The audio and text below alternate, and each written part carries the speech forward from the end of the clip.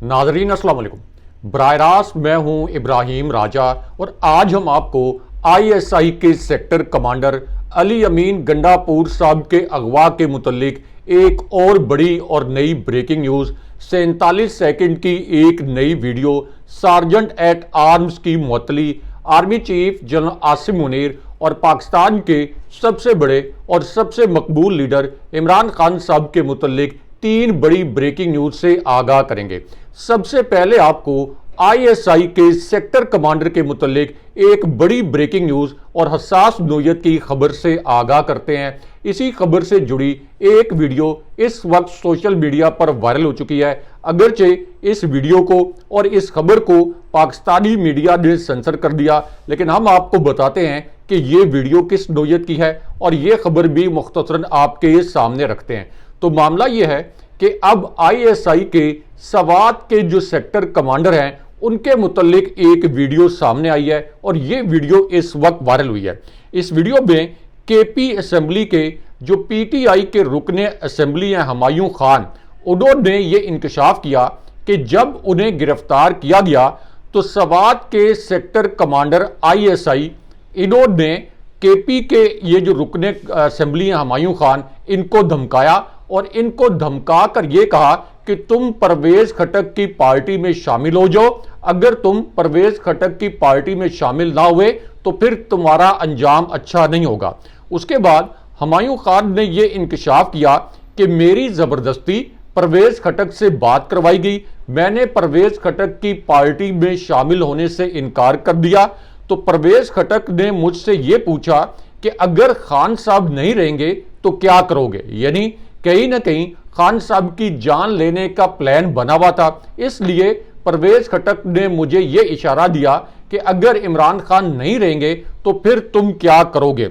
इसके बाद हुमायूं खान कहते हैं कि मैंने ये जवाब दिया कि इमरान खान साहब की कब्र की मट्टी से भी मैं वफा करूंगा। लेकिन उसके बाद ISI के मुतल्लिक एक और तकलीफ दे वीडियो अब से कुछ देर पहले वायरल हुई है। अब ये जो वीडियो है इसमें PTI के रुकने KP असेंबली डॉक्टर अमजद ने एक बड़ा तकलीफदेह नोयत का इंकशाफ किया। डॉक्टर अमजद ने कहा कि वो लोग यानी एस्टैब्लिशमेंट के लोग मेरी बेटी को अगवा करके ले गए, मेरी बेटी को उठा कर ले गए और उसके बाद उन्होंने मुझे एक धमकी आमेज पैगाम भेजा। डॉक्टर अमजद कहते हैं कि मुझे यह पैगाम दिया गया कि वो मेरी बेटी को मार देंगे। मैंने इनको ये जवाब दिया कि मेरे 3 बच्चे और भी हैं, आप इन्हें भी अगवा कर लें, आप इन्हें भी उठा के ले जाएं और तीनों के सर लाकर मेरे पांव में रख दें, तब भी मैं इमरान खान साहब और PTI को नहीं छोड़ूंगा। लेकिन यहां पे army chief general Asim Munir, Imran Khan साहब और गिलगित बल्तिस्तान के साबिक वज़ीर आला खालिद खुर्शीद के मुतल्लिक भी एक बड़ी ब्रेकिंग न्यूज से आपको आगाह करते हैं। इस खबर से जुड़ी वीडियो ने सोशल मीडिया पर सबसे बड़ा तहलका मचाया है। अगेन इस वीडियो को और इस खबर को पाकिस्तानी मीडिया ने सेंसर कर दिया, लेकिन हम आपको क्विकली ये खबर भी बताते हैं और इस वीडियो में क्या कुछ है ये भी आपके सामने रखते हैं। तो मामला यह है कि खालिद खुर्शीद गिलगित बल्तिस्तान के एक मुंतखब वज़ीर आला थे। जिस तरह से इमरान खान साहब के खिलाफ एक रजीम चेंज ऑपरेशन किया गया, इसी तरह खालिद खुर्शीद साहब के खिलाफ भी रजीम चेंज ऑपरेशन करके उनको वजारत आला के ओहदे से हटाया गया। अब खालिद खुर्शीद की army chief general Asim Munir और इस्टेब्लिशमेंट के मुतल्लिक एक तहलका खेज वीडियो वायरल हो गई है। इस वीडियो के पहले हिस्से में खालिद खुर्शीद ने यह कहा कि असल में रियासत इस वक्त अडियाला जेल में बंद है, क्योंकि जिसके पास अवामी मैंडेट हो वही रियासत होता है और इस वक्त पाकिस्तान का सबसे बड़ा और यकतरफा अवामी मैंडेट सिर्फ इमरान खान साहब को हासिल है। इसलिए इस्टेब्लिशमेंट नहीं बल्कि अवाम का लीडर इमरान खान रियासत है। लेकिन उसके बाद खालिद खुर्शीद ने आर्मी चीफ और एक टाउ टैंकर के मुतल्लिक तहलका खेज इंकशाफ कर दिया। अब PTI के मुताबिक ये जो टाउ टैंकर हैं इनके मुतल्लिक शेख रशीद ने एक इंकशाफ किया और शेख रशीद ने यह इंकशाफ किया कि मुझे जब इस्टेब्लिशमेंट के लोगों ने अगवा कर लिया, मुझे एक नामालूम मकाम पर रखा गया, उसके बाद इस नामालूम मकाम से मुझे एक और नामालूम मकाम पर शिफ्ट करने के लिए कहा गया। शेख रशीद ने कहा कि इस दूसरे नामालूम मकाम पर शिफ्ट करने के लिए मेरी आंखों पर पट्टी बांधी गई और जब मैं एक मखसूस मकाम पर पहुंचा और मेरी आंखों की पट्टी खोली गई तो मैंने ये देखा कि मेरे सामने एक टाउट एंकर मौजूद है। उसके बाद शेख रशीद के ये अल्फाज थे कि ये टाउट एंकर मुनीफ फारूक था। इसको मुझ पर जरा रहम नहीं आया। मुनीफ फारूक को यह पता था कि एस्टैब्लिशमेंट ने मुझे अगवा किया है, एस्टैब्लिशमेंट मुझसे जबरदस्ती इंटरव्यू दिलवाना चाहती है, लेकिन इसके बावजूद मुनीफ फारूक ने एक कॉम्प्रोमाइज सिचुएशन में मेरा इंटरव्यू किया। उसके बाद पीटीआई की क़यादत ने और शौकत बिसरा ने यह इंकशाफ भी किया कि मुनीफ फारूक ने पीटीआई की खातून रुकन सनम जावेद, जिनको 14 माह से जायद अरसे तक अकूबत खानों में रखा गया, जब उनको रिहाई मिली तो मुनीफ फारूक ने उनके ऊपर बेबुनियाद इल्जामात लगा के उन्हें दोबारा गिरफ्तार करवाने की कोशिश भी की। इसलिए शौकत बिसरा ने कहा कि मुनीफ फारूक के वारंट गिरफ्तारी जारी करके इससे तफ्तीश की जाए। अब इसी मामले पर खालिद खुर्शीद साहब ने कहा कि एस्टैब्लिशमेंट का एक टाउट एंकर है। ये एंकर कहता है कि एस्टैब्लिशमेंट इमरान खान साहब से नाराज है, इसलिए इमरान खान साहब जेल से बाहर नहीं आ सकते। अब इस पर खालिद खुर्शीद ने यह हसास जुमला बोला कि क्या ये मुल्क किसी के अब्बे का है कि कोई कहे कि चूंकि मेरी मर्जी है और मैं इमरान खान से नाराज हूं तो इसलिए पाकिस्तान का सबसे बड़ा और सबसे मकबूल लीडर जो है इसको मैं जेल में डाल के रखूंगा, इसको मैं जेल से नहीं निकलने दूंगा। ये मुल्क किसी के अब्बे का नहीं बल्कि अवाम का है। लेकिन उसके बाद खालिद खुर्शीद ने सबसे हसास जुमला बोल दिया। अब यह जुमला उन्होंने उस वक्त बोला जब उनसे यह सवाल किया गया कि एस्टैब्लिशमेंट समझती है कि उससे कोई सवाल जवाब ना किया जाए, यानी एस्टैब्लिशमेंट के मुतल्लिक कोई ऐसी तनकीद ना की जाए। इस पर खालिद खुर्शीद ने कहा कि जब सहाबा हुक्मरान बने थे तो उनसे भी आम लोग सख्त नोयत के सवालात करते थे, वो इन सख्त सवालात पर नाराज नहीं होते थे बल्कि इन सवालात के जवाबात देते थे। तो अब किसी भी आर्मी चीफ और एस्टैब्लिशमेंट से कोई सवाल क्यों नहीं हो सकता। लेकिन यहां आपको आईएसआई से जुड़ी और एक बड़ी ब्रेकिंग न्यूज और एक वीडियो के मुतल्लिक आगाह करते हैं। यह वीडियो भी इस वक्त ट्विटर पर वायरल है और इसी वीडियो पर सोशल मीडिया पर एक ट्रेंड भी चल रहा है। अब ये जो वीडियो है इसमें जो पीटीआई के रुकने कौमी असेंबली है नसीम शाह, उन्होंने आईएसआई के मुतल्लिक एक बड़ा इंकशाफ किया। यह इंकशाफ एक ऐसी सूरत हाल में किया गया जब पार्लियामेंट से पीटीआई के अरकाने कौमी असेंबली को अगवा किया गया और आधी रात तक ये ऑपरेशन चला।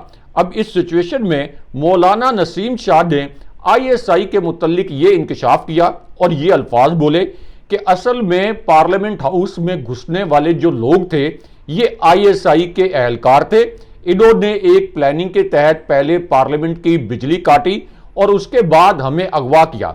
उसके बाद मौलाना नसीम शाह ने कहा कि इस वक्त सब कुछ आईएसआई कर रही है और हमारी लड़ाई भी आईएसआई के साथ है। लेकिन यहां पे अली अमीन गंडापुर साहब के अगवा के मुतल्लिक अब से कुछ देर पहले जो एक नई और बड़ी ब्रेकिंग न्यूज आई है, ये ब्रेकिंग न्यूज आपके सामने रखते हैं और एक नई सीसीटीवी फुटेज में किस किस्म के मनाजिर हैं। प्रोड्यूसर साहब से कहेंगे कि इस सीसीटीवी फुटेज के कुछ मनाजिर हमारी स्क्रीन पर भी चलाएं। तो मामला यह है कि अब पाकिस्तान के जो वाहिद मुंतखब वज़ीर आला अली अमीन गंडापुर हैं, इनके अगवा के मुतल्लिक एक नया इंकशाफ हुआ है। ये वाहिद मुंतखब वज़ीर आला इसलिए हैं कि मरियम नवाज जाली फार्म 45 और जाली फार्म 47 पर वज़ीर आला बनी है। इसी तरह बलूचिस्तान में भी एक कठपुतली वज़ीर आला को मुसल्लत किया गया है। बहरहाल अब एक मुंतखब वज़ीर आला के अगवा के बाद जो ब्रेकिंग न्यूज आई है और जो इंकशाफ हुआ है, इस इंकशाफ में यह पता चला है कि असल में अली अमीन गंडापुर साहब को इस्लामाबाद किसने बुलाया था, किसने अली अमीन गंडापुर साहब को मैसेज दिया था कि आप जलसे के अगले रोज ही हर सूरत में इस्लामाबाद पहुंचे। अब इस इंकशाफ के पहले हिस्से में यह बताया गया कि अली अमीन गंडापुर साहब को असल में सिक्योरिटी ऑफिशियल्स ने यानी एस्टैब्लिशमेंट ने अचानक इस्लामाबाद बुलाया था और इस हुकूमत जो कि एक जाली और कठपुतली हुकूमत है, इसके किसी ऑफिशियल ने अली अमीन गंडापुर को किसी भी किस्म की मीटिंग के लिए नहीं बुलाया था। उसके बाद दूसरे इंकशाफ में यह बताया गया कि असल में अली अमीन गंडापुर को इस्लामाबाद पहुंचने के बाद उसी शाम वापस पेशावर जाना था।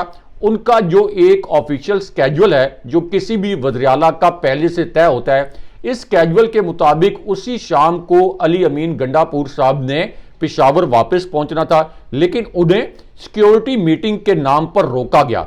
इस पर अब इस्टेब्लिशमेंट के करीब समझे जाने वाले जो सहाफ़ी हैं, उन्होंने खुद ये अल्फाज भी बोले कि अली अमीन गंडापुर ISI की तहवील में है, और जिनको PTI एक टाऊ टैंकर कहती है यानी मुनीफ फारूक, उन्होंने ये भी कहा कि अली अमीन गंडापुर के ऊपर एक बड़ा मुश्किल दिन गुजरा, खुदा उन पर रहम करे। यानी उन्होंने तंज किया और यह तासुर दिया कि अली अमीन गंडापुर साहब को कैद किया गया है और उन पर टॉर्चर भी किया जा रहा है। ये उनके ट्वीट से तासुर मिला।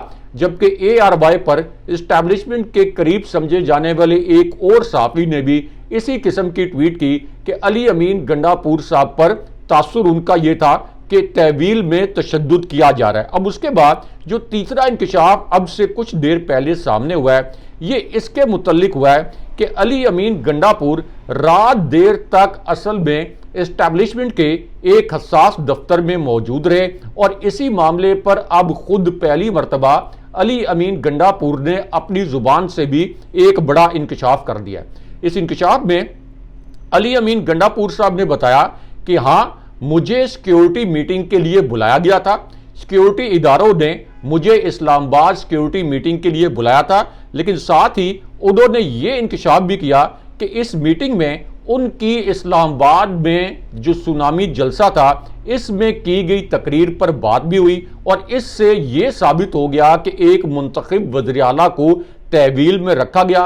लेकिन उसके बाद अब से कुछ देर पहले अली अमीन गंडापुर साहब ने एक बड़ा ऐलान भी किया है। अली अमीन गंडापुर साहब ने यह ऐलान करते हुए कहा कि मैं अपनी किसी तकरीर पर माफ़ी ना मांगूंगा, ना ही मैंने किसी के सामने अपनी तकरीर पर माफ़ी मांगी। मैं इमरान खान साहब की रिहाई के लिए 14 दिन की दी गई डेडलाइन पर कायम हूं। मैं पूरे सूबे का नुमाइंदा हूं। मैं किसी से खौफजदा नहीं हूंगा, ना मैं किसी का गुलाम हूं।